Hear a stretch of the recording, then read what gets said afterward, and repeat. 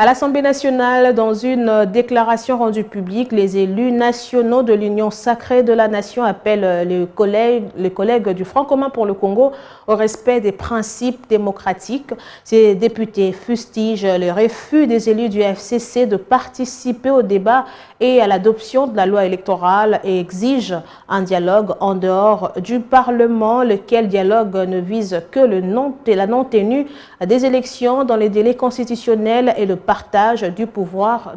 sans le concours du peuple congolais. L'union sacrée de la nation s'inscrit dans le schéma constitutionnel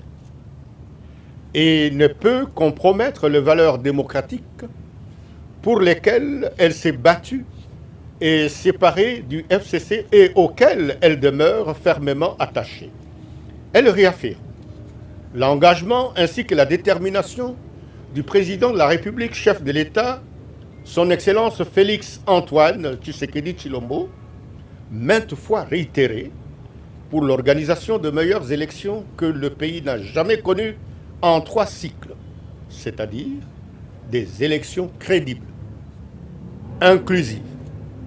transparentes et apaisées, et ce, conformément à la Constitution, aux lois pertinentes et aux bonnes pratiques en la matière. Il y a lieu de relever que la loi électorale actuellement en vigueur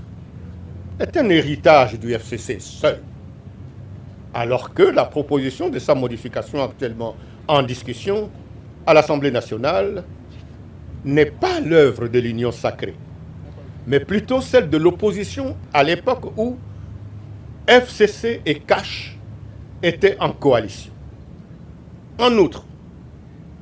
l'honorable président de l'Assemblée nationale a indiqué lors de la plénière du jeudi 14 avril courant,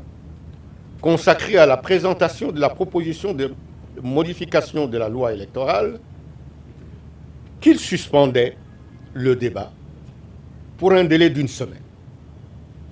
Ceci pour permettre les discussions entre les groupes parlementaires de la majorité et ceux de l'opposition, afin d'aboutir au consensus pour les dispositions qui le requièrent. Eu égard à ce qui précède,